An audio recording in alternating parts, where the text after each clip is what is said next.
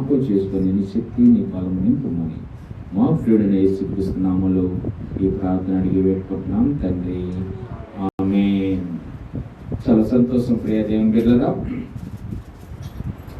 ప్రభు అయిన క్రీస్తు నామములో మీ అందరికీ మరొకసారి హృదయపూర్వక వందనములు తెలియజేసుకుంటూ, రక్షణ మార్గం ప్రార్థన సహవాసాన్ని దేవుడు ఎంతగానో ఆశీర్వదించి దేవుని బిడ్డల్ని దేవుడి యొక్క కృపలో జ్ఞాపకం చేసుకుని మరి ఈ 2020 సంవత్సరంలో అనేకులకి అనేకమైన భయంకరమైన ఉపద్రవములు వచ్చినప్పటికీ తన రక్షణ మార్గం ప్రార్థన సహవాస సంఘ సభ్యుల్ని ప్రతి ఒక్కరిని కంటి రెప్పవలే కాపాడుకునే దేవుడికి స్తోత్రం చెల్లిద్దాం. హల్లెలూయా, హల్లెలూయా.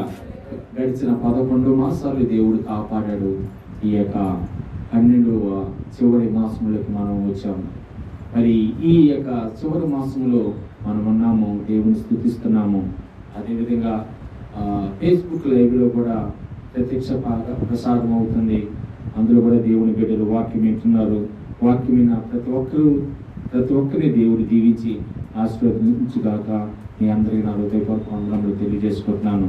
ప్రియ దేవుని బిడ్డలారా, ప్రభు అయిన యేసుక్రీస్తు ఈ లోకానికి 2020 సంవత్సరాల క్రితము ఏ ఉద్దేశంతో వచ్చాడో మనము పోయిన వారము జ్ఞాపకం చేసుకున్నాం.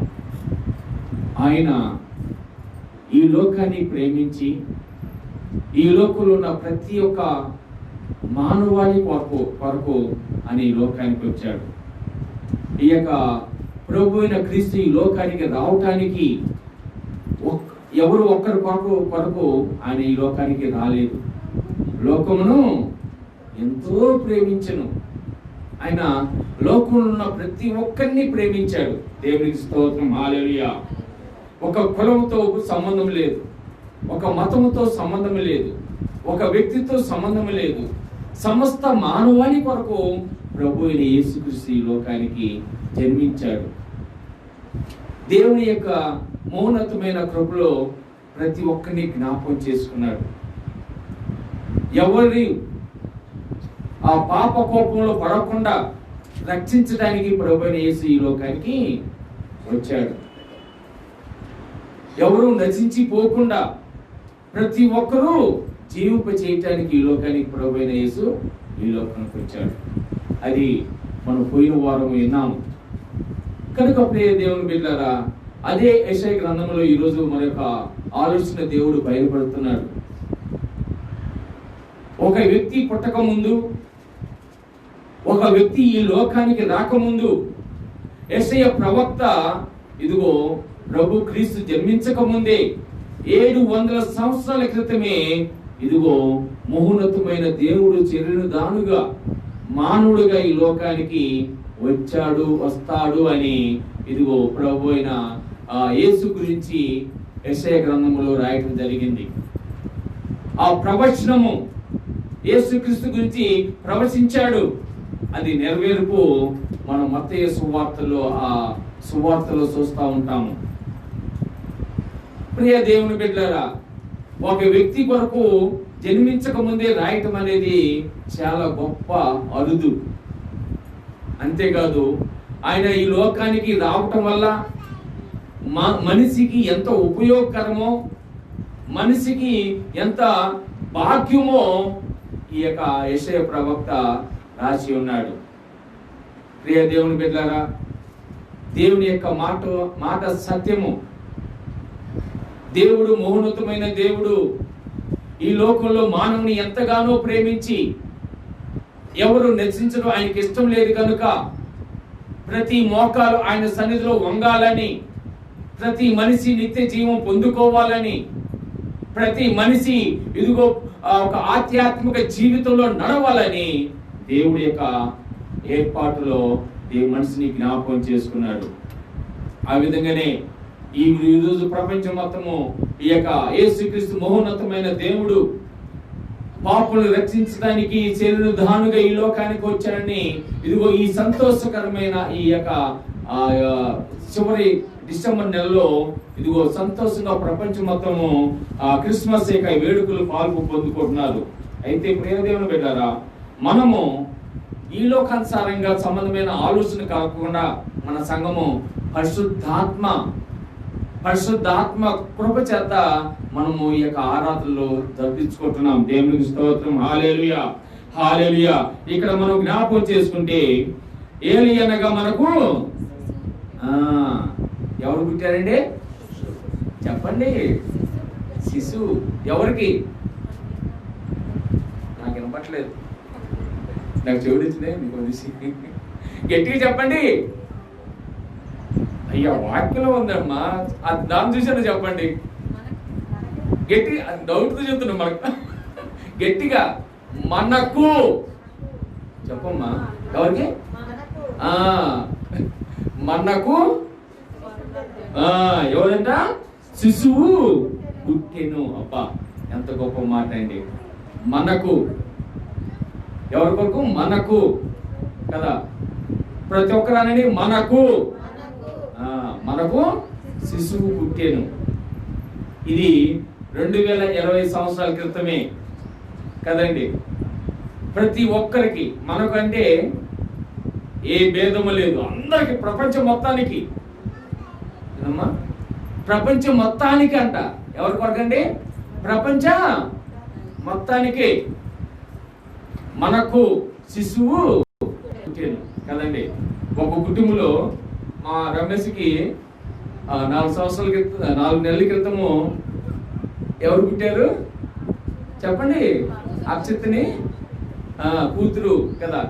ఆ సంతోషము ఎవరికి ఉంటుంది? ఎక్కువగా మా కుటుంబానికే ఉంటుంది కదండి. పక్కన ఉంటుందా? ఉండదు. కానీ యేసయ్య ఈ లోకానికి జన్మించడం ద్వారా ఆ సంతోషము ప్రపంచం మొత్తానికి ఉంది. దేవునికి స్తోత్రం. హల్లెలూయా.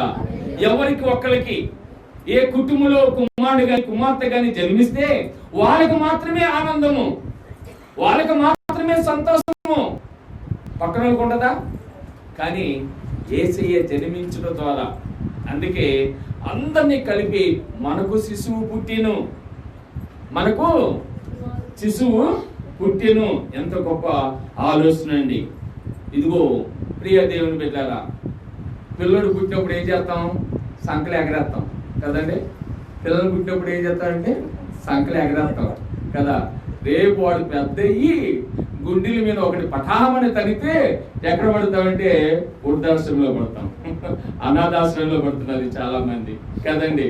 ఈ లోక సంబంధమైన శిశువులు తల్లిదండ్రుల్ని ఆదరించట్లేదు, తల్లిదండ్రుల్ని పట్టించుకోవట్లేదు, తల్లిదండ్రుల్ని ప్రేమించట్లేదు. కానీ ఈ శిశువు ప్రతి ఒక్కరిని ప్రేమించేవాడు. దేవునికి స్తోత్రం. హల్లెలూయా. ఈ శిశువు ఇదిగో ప్రతి ఒక్క కష్టం నుంచి తప్పించేవాడు. దేవునికి స్తోత్రం. హల్లెలూయా.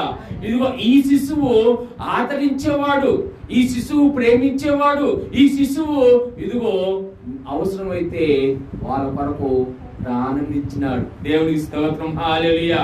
ప్రియ దేవుని బిడ్డలారా, ఎంత గొప్ప మహోన్నతమైన భాగ్యము ఈ రోజు మనం చూస్తున్నాం. మన కొరకు, ఈ లోకంలో ఉన్న ప్రతి ఒక్కరి కొరకు యేసయ్య ఈ లోకానికి ఎక్కించాడు. దేవునికి స్తోత్రము. హల్లెలూయా, హల్లెలూయా. ప్రతి ఒక్కరి కొరకు ఈ లోకంలో ప్రభువైన యేసుక్రీస్తు జన్మించాడండి. చాలా మంది ఆయన ఎలా జన్మించాడండి, ప్రతి ఒక్కరికి ఎలా అవుతాడండి అనే డౌట్లు చాలా మంది ఉన్నారు. ఆయన కొంతమందికే అనుకున్నారు కదా. కొంతమంది కాదని పోయిన వారం మనం చూసాము. ఆయన కొంతమందికే కాదు, లోకం అంతటికి. దేనికండి? లోకము అంతటికి ఒక మౌనతమైన ఆలోచన దేవుడు చేశాడు. ప్రియ దేవుని బిడ్డలారా, ఆయన ఇదిగో బానిసత్వం నుంచి, బానిస బ్రతుకుల నుంచి విడిపించడానికి ప్రభువైన యేసు ఈ లోకానికి వచ్చాడు. దేవునికి స్తోత్రం. హల్లెలూయా. ఎవరికి ఈ లోకంలో శాంతి సమాధానం లేదు, ఎవరికి దుఃఖకరంగా ఇదిగో వేదంతో ఉన్నారో, ఎవరు బాధలో ఉన్నారో, కష్టాల్లో ఉన్నారో వాళ్ళని ఓదార్చడానికి ప్రభువైన దేవుడు ఈ లోకానికి వచ్చాడు. వాళ్ళని ఆదరించడానికి ప్రభువైన ఎవరు ఇదే చూడండి, ఆ ప్రభువైన దేవుడు ఇదిగో కష్టాల్లో ఉన్న వారి వరకు, బాధలో ఉన్న వారి వరకు కదా. అందుకే ఆయన అంటాడు, దిగులు పడకము, భయపడకము, సదాకాలము. ఎప్పుడండి? సదాకాలము కదా. ఎలక్షన్ వచ్చినప్పుడు నాయకులు వాగ్దానం చేస్తూ ఉంటారు. వాళ్ళు ఉండేది 5 సంవత్సరాలు. 5 సంవత్సరాలు చూస్తారు కానీ మిగతా టైంలో చూడలేడు. కానీ యేసయ్య ఏమంటాడు? సదాకాలము, సదాకాలము నువ్వు ఈ లోకంలో ఉన్నంత వరకు నీకు నేను తోడుగా ఉంటాను. అంతేకాదు పరలోకంలో నిత్య జీవానికి నిన్ను నడిపిస్తాను. దేవునికి స్తోత్రం, హల్లెలూయా. అందుకే ప్రభు ఇదిగో మానవ యొక్క జీవితాన్ని సరిదిద్దడానికి ఈ లోకానికి వచ్చాడు. దేవునికి స్తోత్రం, హల్లెలూయా. ఒక వెహికల్ ఖరాబ్ అయింది అనుకోండి, ఒక వెహికల్ చనిపోయింది అనుకోండి, దాంట్లో ఉన్న ఆ లోపం ఏంటో సరిదిద్దడానికి మనం ఎవరికి ఇస్తాము? మెకానిక్ ఇస్తాము. ఆ మెకానిక్ ఆ లోపాన్ని సరిచేసి నీ వెహికల్ బాగు చేశారని తీసుకెళ్ళంటారు. మానవాళి యొక్క మనుగడ ఇదిగో ఆ మెకానిజం చేయటానికి, మానవుని సరిదిద్దటానికి, మానవుడు ఇదిగో పాపము చేతను అపరాధము చేతను చచ్చిన స్థితిలో ఉన్న ఆ మానవుని రక్షించడానికి ప్రభువు యేసుక్రీస్తు ఈ లోకానికి వచ్చాడు. దేవుని స్తోత్రం, హల్లెలూయా. యేసయ్య ఈ లోకానికి రావటం ఎంత మంది ఇదిగో ఎంత మహోన్నతమైన ఈ యొక్క కార్యము మనం చూస్తున్నాము. ఈ లోకంలో ఒకప్పుడు భర్త చనిపోతే భర్త భార్యను కూడా తగలబెట్టాలి. ఈ రోజులో ఉందండి? లేదు. ఎందుకంటే ఒక చైతన్యము మనిషికి ఒక విప్లవాత్మకమైన మార్పుని ప్రభు అయిన దేవుడు ఇదిగో మనకి ఇచ్చాడు. ప్రియ దేవుని బిడ్డ, అందుకే ఆయన ఈ లోకానికి జన్మించాడని మనము జ్ఞాపకం చేసుకోవాలి. దేవుని స్తోత్రం, హల్లెలూయా. అందుకే ఆయన ఆ ప్రవచనము ఎంత గొప్పగా నెరవేరిందంటే మనం చూస్తాం. మత్తయి సువార్తలో కూడా మనం చూస్తాం. మత్తయి సువార్తలో మనం చూస్తే 1వ అధ్యాయము 18 నుంచి 25 వచనం లేకుండా చదవద్దండి, నేను చెప్తాను. అక్కడ కూడా సేమ్ ఆలోచనలో ఉంటది. యేసయ్య జన్మించిన విధానాన్ని మనము అక్కడ మత్తయి మనము సువార్తలో మనం చూస్తూ ఉంటాం. ఏదైనప్పటికీ ప్రియ దేవుని పెట్టారా, ఈ యేసయ్య ప్రవక్త దేవుడు ఎందుకు ఏ ఉద్దేశంతో వచ్చాడో ఇదిగో ఇక్కడ రాయటం జరిగింది. ఇక ఏమని? ఆయన ఏలయనగా మనకు శిశువు పుట్టెను అని. ఇక్కడ ప్రియ దేవుని బిడ్డలారా, నేను ఈ యొక్క లైన్ మీదనే నేను ఈ రోజు వాక్యం పంచుకోవాలని ఆశపడుతున్నాను. ఏలయనగా మనకు శిశువు పుట్టెను, మనకు కుమారుడు అనుగ్రహింపబడెను. ఈ యొక్క సబ్జెక్ట్ మీద నేను ఈరోజు దేవుని యొక్క పరిశుద్ధాత్మ మాటలు మీతో పంచుకోవాలని ఆశపడుతున్నా ప్రియ దేవుని బిడ్డలారా. ఇక్కడ కుమారుడు అన్నారు కానండి, కుమార్తెలు అనలేదంటే కుమారుడైనా కుమార్తెలైనా సంతానం గురించి కదండి. కుమారుడైనా కుమార్తె అయినా కదా, ఎవరు పుట్టినా సంతోషమే. ఆడపిల్ల పుట్టినా సంతోషమే, మగబిడ్డ పుట్టినా సంతోషం, మగ పిల్లవాడు పుట్టినా సంతోషమే. సంతోషం లేకుండా ఎవరికి ఉండదు. చాలా మంది మూర్ఖులైతే ఆడపిల్లనే కదా అని చాలా మంది మా ఊళ్ళంటే ఒక ఆడపిల్ల పుట్టినట్టు పుట్టినరోజే లోట్లో వడ్లకి చేసి చంపేసి చెల్లు పడేసిందంట. ఆడపిల్ల పుట్టిందని అట్లా ముగ్గురు చేసిందంట. అంత భయంకరమైన మూర్ఖులు ఈ లోకంలో ఉన్నారు అక్కడక్కడ. కానీ అందరూ ఆల్మోస్ట్ తన బిడ్డల్ని ప్రేమించేవాళ్ళే. ఏదైనప్పటికీ ప్రియ దేవుని బిడ్డలారా, ఇదిగో మనకి ఈ లోక సంబంధమైన సంతానము, ఈ లోక సంబంధమైన సంతానము ఇదిగో మంచివారు ఉన్నారు, చెడ్డవారు ఉన్నారు. అయితే ఇక్కడ దేవుడు ఈ యొక్క వాక్యాన్ని బట్టి ఏమి బయలుపరుస్తున్నాడో ఈ రోజు మనము జ్ఞాపకం చేసుకుందాం. ఒకసారి యెషయా గ్రంథంలో 7వ అధ్యాయంలో 14 కోసం చదవండి. కాబట్టి ప్రభువు తానే ఒక సూచన మీకు చూపును, తానే ఒక సూచన మీకు చూపును, ఆలకించుడి. కన్యక గర్భవతి కుమారుని కని ఇమ్మానుయేలు పేరు పెట్టును. దేవుని స్తోత్రం, హల్లెలూయా. ఇమ్మానుయేలు అనగా భాషాంతరం అర్థమైంది దేవుడు. చెప్పండి అమ్మా, దేవుడు మనకు కదా. దేవుడు మనకి తోడు. దేవుడే తోడుగా ఉండడానికి ఈ లోకానికి వచ్చాడండి. దేవుడు మనకి తోడుగా ఉండదు. నాకు కనపడలేదండి చాలా మంది అనుకుంటారేమో. ఆయన ఎందుకు కనపడడు కదా. ఒకసారి నువ్వు వెళ్తుంటే, రోడ్డు మీద వెళ్తుంటే పెద్ద బస్సు వచ్చి కదా, మనం మీ కార్లో వెళ్తున్నాము. ఆ సమయంలో తప్పించింది ఎవరు? ఆర్టీసీ బస్సు నుంచి యాక్సిడెంట్ తప్పించింది ఎవరు? దేవుడు. ఆ సమయంలో పక్క జరుపుతూ ఉంటాడు. ఆయన కార్యములు కంటికి కనబడవు, హృదయానికి గోచరం కావంట. చాలా మందికి అది తెలిసిన వారికి, చాలా మందికి అది తెలీదు. ఇది దేవుడు చేసిన కార్యము, దేవుడు మహోన్నతమైన దేవుడు చేసిన కార్యం అని మనం గుర్తించినప్పుడు ఆ దేవుడు మనతో ఉన్నాడు. దేవుడు మనతో ఉన్నాడు కాబట్టి ఇదిగో దేవుడు ఈ లోకానికి, ఆయన సృష్టించిన ఈ లోకాన్ని మనం అనుభవిస్తున్న ప్రియ దేవుని బిడ్డరా, దేవునికి స్తోత్రం. హల్లెలూయా, హల్లెలూయా. కనుక ప్రియ దేవుని బిడ్డరా, ఇక్కడ మనం చదువుకున్న వాక్యంలో శిశువు పుట్టెను, మన కుమారుడు అనుగ్రహింపబడెను అంటే ఎవరు అనుగ్రహింపబడి? కలిగాడు. మనకి అమ్మా దేవుని స్తోత్రం. నిద్రపోతుంది. మనకి కుమారుడు కలిగాడు కదా. అందరికీ ఈ లోకంలో సమస్త జనుల వరకు ఆయన మనకి కలిగాడు. దేవుని స్తోత్రం. హల్లెలూయా. సంతోషం నింపే కుమారుడు అండి ఈయన. ఈయన ఏ కుమారుడు అండి? బాధ పెట్టే కుమారుడు కాదు. ఆయన మనకి వేదన గురి చేసే కుమారుడు కాదు. ఆయనే ఇదిగో మనని హీనంగా చూసే కుమారుడు కాదు ఆయన కదా. ఈరోజు పిల్లలు ఎలా ఉంటారంటే, ఈ టెక్నాలజీ యుగంలోకి వచ్చినాక అసలు తండ్రిని తల్లిని గౌరవించే పద్ధతి అసలు మన పిల్లలకి తెలుసా? ఒకసారి ఆలోచించండి. తల్లి తండ్రి అంటే దేవుడు తర్వాత దేవుడు లాంటి వారు బిడ్డలకి. అది గుర్తిరుగుతున్నారా మన బిడ్డలు? చిన్నప్పుడు మనము వాళ్ళ లాలన పాలన చేస్తూ ఉంటాము. వాళ్ళు చిన్న చిన్న ముద్దు కాలుతో తన్నగానే మనం భరిస్తాము, ఎందుకంటే అది ముద్దుగా ఉంటది కాబట్టి. పెద్ద అయినాక తంతున్నారు. అంత బాధాకరమైన విషయం అండి. అందుకే ఈ కుమారుడు ఎలాంటి కుమారుడు తెలుసా? మన జీవితంలో సంతోషం నింపే కుమారుడు. ఈ రోజులు చాలా మంది బిడ్డల ద్వారా, మన ఒక అమ్మాయి తల్లిదండ్రుల మీద కేసు పెట్టిందండి. తల్లిదండ్రుల మీద కేసు వేసింది. సరే, ఆమంటే హిందువు, క్రైస్తవులకి ఏమైంది? క్రైస్తవులు ఏ విధంగా ఉన్నారు? తల్లిదండ్రుల్ని తిట్టడము, తల్లిదండ్రుల్ని కొట్టడము, తల్లిదండ్రులు అవమానపరచటము, తల్లిదండ్రుల్ని ఈనంగా చూడటము, ఇదా మనకి యేసయ్య నేర్పింది వాక్యంలో.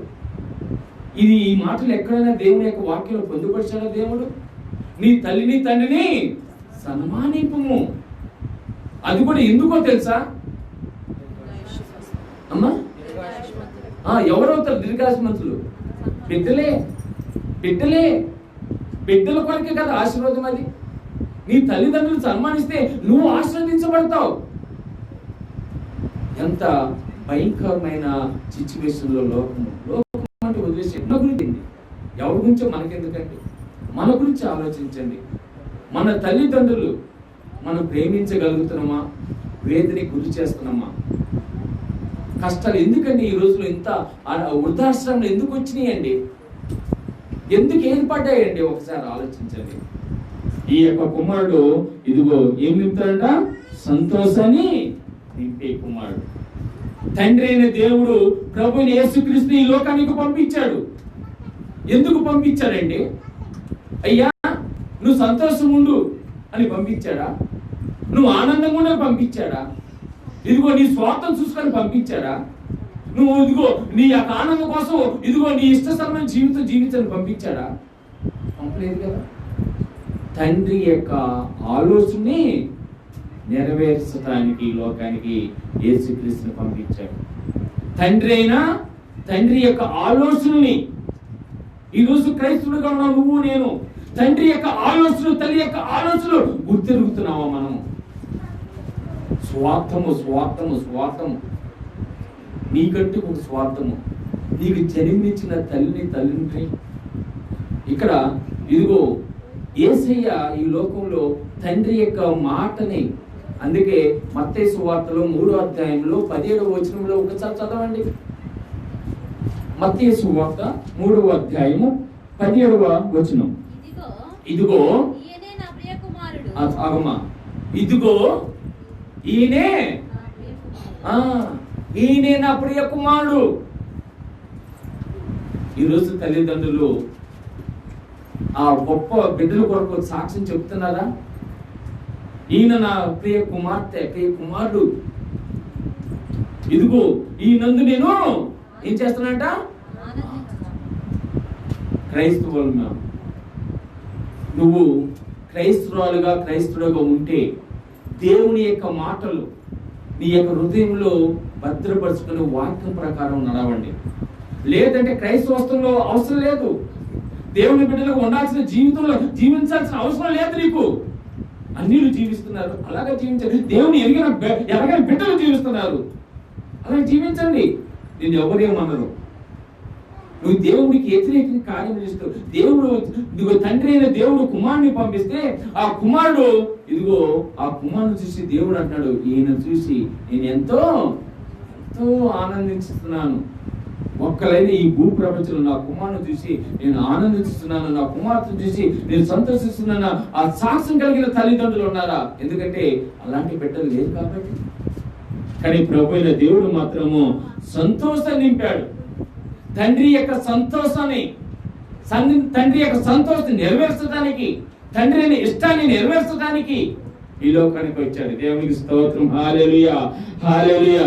తల్లిదండ్రుల్ని బాధ పెట్టే స్వభావం ప్రభు అయిన యేసుక్రీస్తులో లేదండి. దేవునికి స్తోత్రం. హల్లెలూయా. ఆ తల్లిదండ్రుల్ని అపహసించే గుణము లేదండి. సామెతల గ్రంథము 30:12 త్వరగా. సామెతల గ్రంథము 30:12. సాయంత్రం 30:12.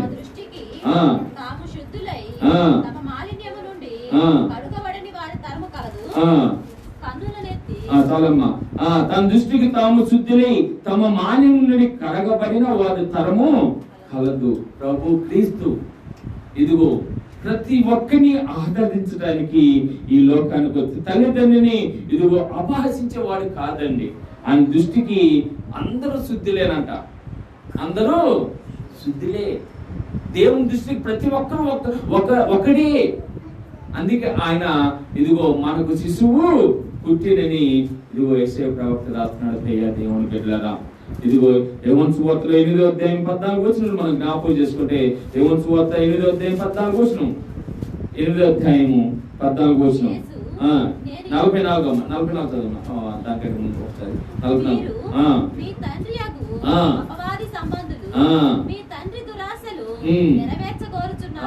కదండి. వీళ్ళందరూ తల్లిదండ్రులను చూడకుండా ఉన్నారు చూడు. వాళ్ళంతా ఎవరి సంతానం అంటే అపవాది సంతానం అంట. ఎవరి సంతానం అంటే వాడు అబద్ధికుడు, వాడు మోసకరమైన జీవితం జీవించేవాడు. కనుక ఇదిగో ఈ లోకంలో క్రైస్తవులుగా దేవుని అంగీకరించిన బిడ్డలు తల్లిదండ్రులకి మర్యాద ఇవ్వాలి, తల్లిదండ్రుల్ని ఆదరించాలి, తల్లిదండ్రుల్ని గౌరవించాలి. ప్రభు క్రీస్తు ఇదిగో అది ఒక వినూత్నమైన విప్లవాత్మకమైన మార్పుని దేవుడు తీసుకురావడానికి ఈ లోకానికి వచ్చాడు. దేవుడి స్తోత్రం. హల్లెలూయా, హల్లెలూయా. ప్రియ దేవుని బిడ్డలారా, ఆ విధంగా మనము జ్ఞాపకం చేసుకుంటే ప్రభు యేసుక్రీస్తు ఈ లోకంలో ఇదిగో ప్రతి ఒక్కరి జీవితంలో సంతోషాన్ని నింపడానికి ఈ లోకానికి వచ్చాడని మనం జ్ఞాపకం చేసుకోమని. అందుకే దేవుడు ప్రతి ఒక్క వాక్యము ప్రభు అయిన యేసుక్రీస్తు తండ్రికి ఏ విధంగా లోబడ్డాడో ఈ లోకంలో కుమార్తెలు ఆ తల్లిదండ్రులకి లోబడాలనే సందేశాన్ని ఈ క్రిస్మస్ ఆరాధనలో మనము చూస్తున్నప్పుడు దేవుని బిడ్డలారా. కనుక ఇదిగో ఇక్కడ మనం జ్ఞాపకం చేసుకుంటే ప్రభు అయిన దేవుడు సర్వశక్తి గల దేవుడు ఇదిగో బయలుపరుస్తున్నాడు. లోకా సువార్త 2:51 మనం జ్ఞాపకం చేసుకుని ముందుకెళ్దాం. లోకా సువార్త 2:51 అంతటా అమ్మా బయలుదేరి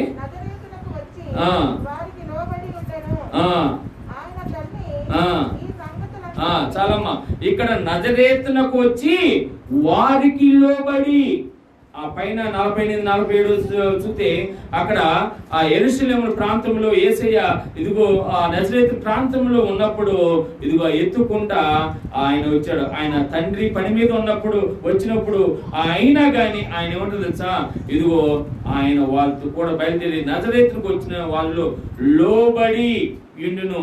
ఎవరికి లోబడ్డాడు ఆయన? తల్లిదండ్రులకు లోబడ్డాడు. దేవునికి స్తోత్రం. హల్లెలూయా.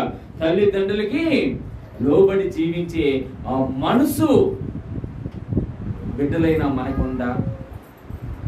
ఈ లోక సంబంధమైన ఇదిగో మనము తల్లిదండ్రులకు లోబడి గుణము మనం కలిగి ఉన్నామా? ఒకసారి ఆలోచించండి ప్రియ దేవుని బిడ్డలారా. ప్రభు అయిన దేవుని యొక్క సన్నిధిలో మనం ఉన్నాం.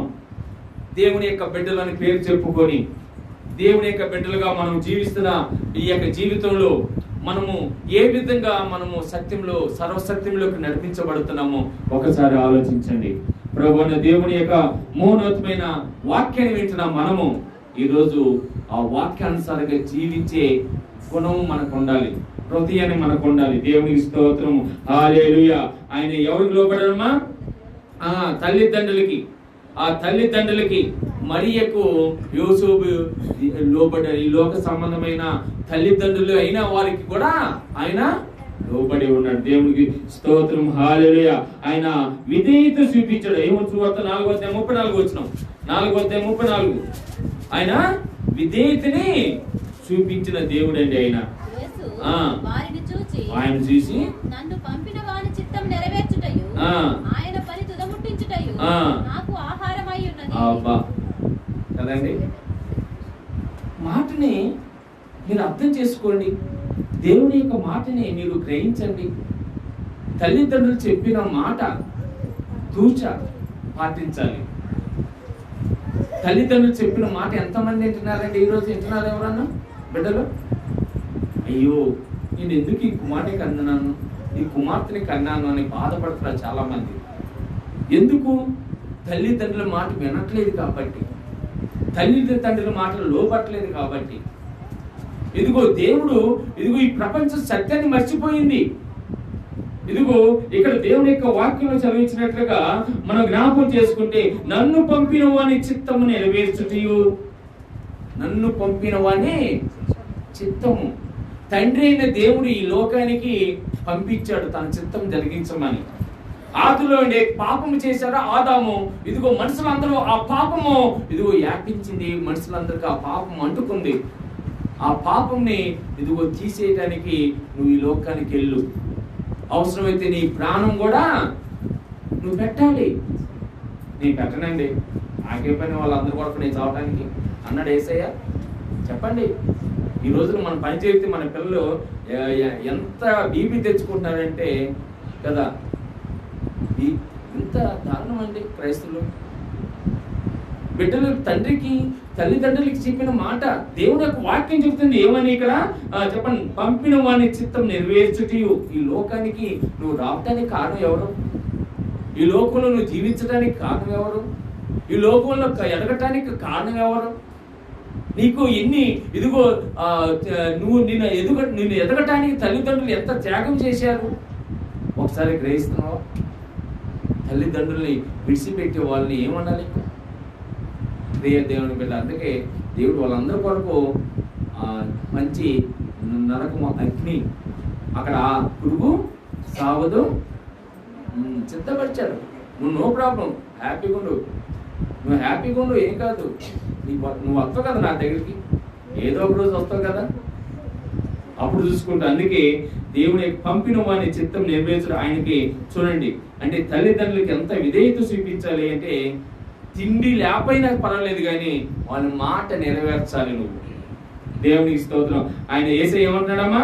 అదే నాకు ఆహారము, నా తండ్రి పని చేయటానికే నాకు ఆహారము కదండి.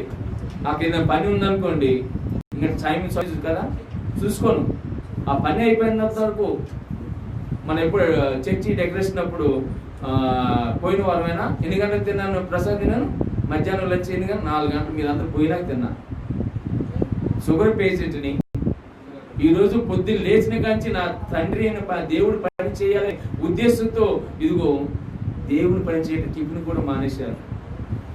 నా సమయం ముఖ్యం. ఉందా నీకు ఆ సమర్పణ? నీ జీవితంలో దేవుడి కొరకు సమర్పణ కలిగి ఉన్నావా? ఈ లోక సంబంధమైన ఇదిగో ఆశలు కాకుండా పరలోక సంబంధమైన ఆశ కలిగి ఉన్నావా? ప్రియ దేవుని బిడ్డలారా, అందుకే యేసయ్య ఈ లోకానికి ఎందుకు వచ్చాడు? ఇదిగో నశించిన వాడిని, వీళ్ళందరూ నశించిన వాడండి. తల్లిదండ్రులు ప్రేమించుకుని ఉన్నవాళ్ళు, తల్లిదండ్రులు లోపడకుండా ఉన్నవాళ్ళు, తల్లిదండ్రులు దూషించేవారు, తల్లిదండ్రులు అవమానపరిచేవాళ్ళు, తల్లిదండ్రులకి విధేయత చూపించకుండా తిరిగేవాళ్ళు, వీళ్ళందరూ కొరకు యేసయ్య ఇదిగో ఒక కుమారుడుగా, ఆయన కుమారుడుగా ఈ లోకానికి వచ్చాడు. దేవునికి స్తోత్రం. హల్లెలూయా, హల్లెలూయా. ఎంత మౌనతమైన ఆలోచన ప్రభు పరిశుద్ధ గ్రంథములో ముందు ఒకసారి ఆలోచించిన. యోహాను సువార్తలో 6వ అధ్యాయము 19వ వచనం చదవనమ్మా. వారు ఇంచుమించు 2 కోసుల దూరము దోణి నడిపించిన 6:39 సార్ 39 6:39 చదవండి. ఆయన నాకు అనుగ్రహించిన దాని అంతటితో నేనేమియో పోగొట్టుకొనక అంత్యదినమున దాని లేపుటయే నన్ను పంపిన వాని చిత్తమై ఉన్నది. ఏం చేయాలంటే ఏం చేయడానికి వచ్చాడు ఆయన? ఏం చేయడానికి వచ్చాడమ్మా? చూడండి, ఆయన నాకు అనుగ్రహించిన దాని అంతటలో నాకు అనుగ్రహించిన ఎంత విధేయత ప్రభువైన యేసుక్రీస్తు తండ్రికి చూపిస్తున్నాడు. తండ్రి అయిన దేవుడికి ఎంత విధేయత చూపిస్తున్నాడు చూడండి. ఆయన అంతట్లో నేనేమీ పోగొట్టుకొనక అంత్య దినమున దాన్ని లేపేటి నన్ను పంపినమని చిత్తమై ఉన్నది. నన్ను పంపినమని చిత్తము. ఈ లోకానికి జన్మనిచ్చిన తల్లిదండ్రుల చిత్తము కంటే నీకు ఇంకేం చిత్తం కావాలి నీకు? అది యేసయ్య చూపించడానికి ఈ లోకానికి వచ్చాడు. ప్రియ దేవుని బిడ్డలారా, త్వరగా వెళ్తాను. దేవుని యొక్క ఏర్పాట్లు అదే యోహాను సువార్తలో 8వ అధ్యాయము 29వ వచనంలో మనం చూస్తే ఒక గొప్ప ఆలోచన మళ్ళీ ఇక్కడ మనము జ్ఞాపకం చేసుకుంటున్నాం. 29వ వచనం అమ్మా. నన్ను పంపినవాడు ఆయనకిష్టమైన కార్యములు అబ్బా, ఆయనకిష్టమైన కార్యములు ఎవరి నోటి నుంచి వస్తుందండి? నా తండ్రికి ఇది ఇష్టం అండి, నా తల్లికి ఇది ఇష్టం అండి. బిడ్డల నోట్లో నుంచి వస్తున్న మాట. మనమేమో వాళ్ళకి ఇష్టమైన ఏంటి సమకూర్చుకుంటున్నాం, సమకూర్చి పెడుతున్నాం. అమ్మ ఇటు చూడండి, ఎవరి పిల్లలు ఇటు చూడండి, పిల్లలు తిరుగుతూ ఉంటారు. యేసయ్య ఇదిగో ఏ పని చేయడానికి వచ్చాడు? ఎవరు ఏ పని చేయడానికి వచ్చాడు? తనకిష్టమైన పనులు. ఎవరికి ఇష్టమైన పనులు? తండ్రి అయిన దేవుడి యొక్క ఇష్టమైన పనులు చేయటానికి వచ్చాడు. దేవునికి స్తోత్రం. హల్లెలూయా. ప్రియ దేవుని బిడ్డలారా, నన్ను పంపిన వాడు నాతో ఉన్నాడు. ఆయనకి ఇష్టమైన కార్యం నేను ఎల్లప్పుడూ చేతును. దేవుడికి అందుకే దేవుడికి ఇష్టమైన పనులు చేస్తే దేవుడు ఒంటరిగా వదిలిపెట్టడంట. ఈరోజు ఇదిగో ఆయన రక్తంలో కడగబడిన మనము ఆయనకి ఇష్టమైన పనులు చేస్తున్నామా? ఒకసారి ఆలోచన చేయండి. ఎంత ఈ క్రిస్మస్ పండుగలు, ఈ డెకరేషన్లు, ఈ పనులు చేసేటప్పుడు టెన్షన్ ఎవరైనా పట్టించుకుంటున్నారా? ఇది దేవుని ఇష్టమైన పనులండి. దేవుడికి ఇష్టమైన పనులు మన జీవితంలో నెరవేర్చాలి. ప్రతిదీ దేవుడు ఏ ఉద్దేశంతో నేను ఏర్పాటు చేసుకున్నాడు, ఏ ఉద్దేశంతో తన రక్తంతో నేను కడుక్కున్నాడు, ఆ ఉద్దేశం నీ పట్ల నెరవేరుతుందా? నీ పట్ల నీ జీవితాన్ని చూసి దేవుడు సంతోషిస్తున్నాడా? దేవుని బిడ్డలారా, ఆలోచన చేయండి. దేవుడి యొక్క కృపలో మనము ఇదిగో ఆయనకి ఇష్టమైన పనులు చేయటానికి, అందుకే ఆయన ఇష్టమైన పనులు ఆహారమునై, ఆయనకు ఆహారం అంట. మనం ఎన్ని రోజులు ఉంటామో తెలియదు, ఎన్ని రోజులు భూమి మీద ఉంటాము, బ్రతుకుతాము మనకు తెలియదు. ఈ యొక్క కాలంలో ఎప్పుడు ఏమవుతుందో మనకు తెలియని స్థితిలో మనము ఆశతో ఉన్నామే. కానీ అబ్రాహాము ఆ పరలోక పట్టణం కొరకు ఎదురు చూసిన ఆ ఎదురు చూపు మనలో ఉంటే అది దాని కొరకు ప్రయాసపడండి. ఆ పట్టణము అది మనకి నిత్య జీవం ఇచ్చేది. ఆ పట్టణము నరక అగ్ని నుంచి తప్పించబడేది. ఆ పట్టణము నిన్ను నన్ను ఇదిగో నిత్య జీవులకు నడిపించేది. ప్రియ దేవుని బిడ్డలారా, ఆ పట్టణం కొరకు మనము జ్ఞాపకం చేసుకోవాలి. అందుకే దేవుడు మహోన్నతమైన దేవుడు ఇదిగో ఈ లోకానికి ఆయన మనకు శిశువుగా ఎందుకు జన్మించాడంటే మనకిష్టమైన పనులు ఆయన మన జీవితంలో ఈ కుమారులు చేసినా చేయకపోయినా కానీ దేవుడు మాత్రం మనకిష్టమైన పనులు కదా. అందుకే నీ హృదయ వాంఛలను తీరుస్తా అన్నాడు. హల్లెలూయా. నీ హృదయ కోరికలను, ఎంత గొప్ప దేవుడు అండి. అడిగితేనే ఈ బిడ్డలు చేయడు, కానీ ఈయన మాత్రం మనకిష్టమైన పనులు చేయటానికి ఈ లోకానికి వచ్చాడని మనము జ్ఞాపకం చేసుకోవాలి. దేవుని స్తోత్రం. హల్లెలూయా. ఫిలిప్పీయులకు రాసిన పత్రికలో మనం కొన్ని మాటలు జ్ఞాపకం చేసుకుందాం. 2వ అధ్యాయంలో, ఫిలిప్పీయులకు రాసిన పత్రిక 2వ అధ్యాయంలో 6వ వచనం చదవండి. దేవునికి స్తోత్రం. హల్లెలూయా. ఆయన ఏదంట? దేవుని యొక్క రూపము కలిగిన వాడే కదండి. దేవుని యొక్క స్వరూపము కలిగిన వాడై దేవునితో సమానంగా ఉండుట. గ్రహించారండి ఈ మాటల అర్థాన్ని? మీరు గ్రహించారా? మీకు హృదయంలో ఈ మాటలు నాటుకున్నాయా? దేవుడు యేసుక్రీస్తు తండ్రితో సమానంగా ఉన్నవాడు. ఆ సింహాసనం ధవళవర్ణ సింహాసనం ఎదుట ఆసీనుడైన దేవుడు ప్రభువైన యేసుక్రీస్తు. అలాంటి మహోన్నతమైన భాగ్యము వదిలిపెట్టేసి ఈ లోకానికి వచ్చాడండి. ఎవరి కొరకు? మన కొరకే కదా, మన కొరకే కదా. ఆయన ఈ లోకానికి వచ్చింది మన కొరకే. జ్ఞాపకం చేసుకొని దేవుని స్తోత్రం. ఆయన దేవుని స్వరూపం కలిగిన వాడే దేవునితో సమానం ఉన్నట విడిచిపెట్ట గోడని భాగ్యమని ఎంచుకొనలేదు. నేను ఎందుకు వదలను, నేను ఎందుకు వెళ్తాను అన్నాడా? ఇదిగో నేను మంచిగా నిద్రపోతున్నాను లేకపోద్దు అన్నలా దేవుడు. నాకు సుఖంగా ఉంది పరలోకములో, నేను సుఖంగా ఉన్నాను. అక్కడ పోయి ఏంది తండ్రి కదా, మన పిల్లలు ఎవరైనా ఆ మాట అన్నగానే అనుకుంటున్నారా?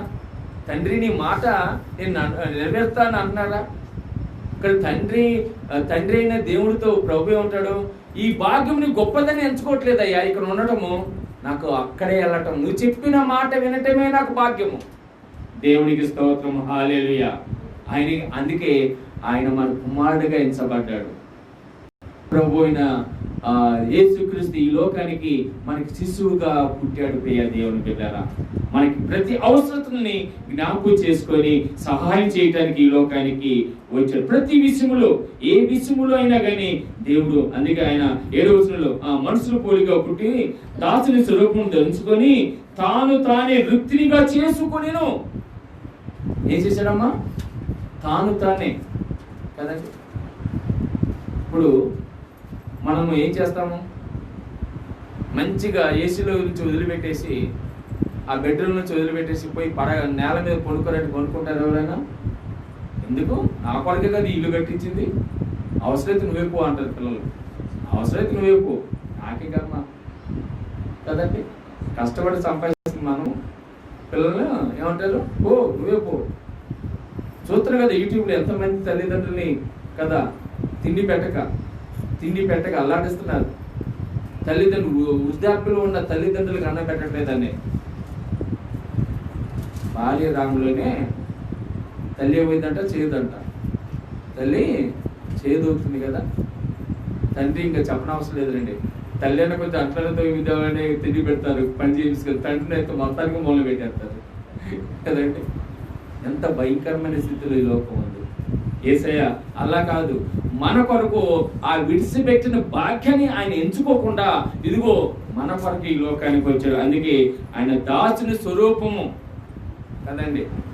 దాసుని స్వరూపము అంటే మన స్వరూపము, ఇది మనుషుల స్వరూపం తెలుసుకొని ఆయన వృత్తినిగా చేసుకున్నాం. మరియు ఆయన ఆకారమందు మనుషుడు కనబడి మరణం పొందినంతగా, అనగా శిలువ మరణము పొందినంతగా విధేయత చూపిన వాడు తాను తగ్గించుకొనెను. దేవునికి స్తోత్రము, హల్లెలూయా. ఆయన మన కొరకు ఇదిగో వృత్తినిగా మారిపోయాడండి, మాంసము ముద్దగా మారిపోయాడండి.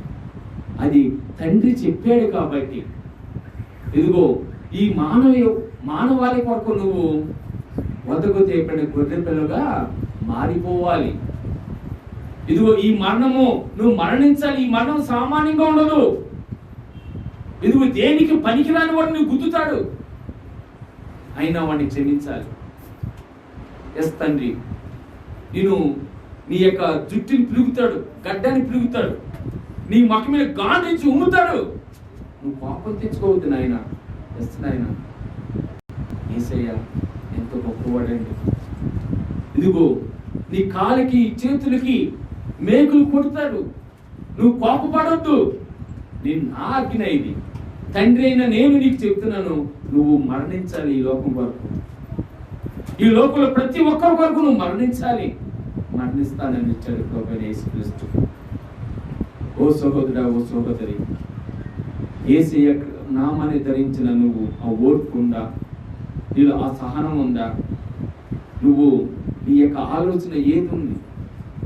దేవుడి కొరకు నీ జీవితము ఎంతగా సమర్పించబడింది. యేసయ్య ఈ లోకానికి ఇదిగో రిక్తినిగా మారిపోయి ఇదిగో ఆయన 40 కొరడా దెబ్బలు తినేసి ఆ కొరడా దెబ్బలతో ఇదిగో శరీరం అంతా నాగలు చీల్చినట్టు చీల్చబడినప్పటికీ ఆయన తండ్రి వీరేమి చేస్తున్నారు, వీరి వెలుగు కనుక వీరిని క్షమించండి.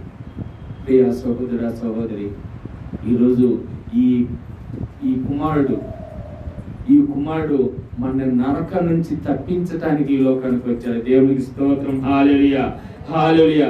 నరక నుంచి తప్పించటానికి, ఇదిగో బాధలో ఉన్న వాడిని ఓదార్చటానికి, కష్టంలో ఉన్న వాడిని తప్పించటానికి, ఇదిగో వేదన పడిన వాడిని కనికరించి కాపాడటానికి, ఇదిగో పాపంతోనూ ఉన్నవాడిని ఆయన ఇదిగో తన రక్తం ద్వారా కడగటానికి, పరిశుద్ధపరచుకోవటానికి ప్రభు యేసుక్రీస్తు ఈ లోకానికి వచ్చాడు. కనుక ప్రభు యేసుక్రీస్తుని అంగీకరించిన మనము, యేసుక్రీస్తు ఏ ఉద్దేశంతో ప్రియ కుమారుడిగా ఈ లోకానికి వచ్చాడు, ఆయన మనకు శిశువు పుట్టిను, ఆయన మనకి కుమారుని అనుగ్రహింపబడిను. ఆయన కుమారుడిగా మన జీవితంలో ఇదిగో ఆ పొన్నమైన నరకం నుంచి, ఆ పాప చాపము నుంచి, ఆ మరణం నుంచి తప్పించాడు. దేవునికి స్తోత్రం. హల్లెలూయా.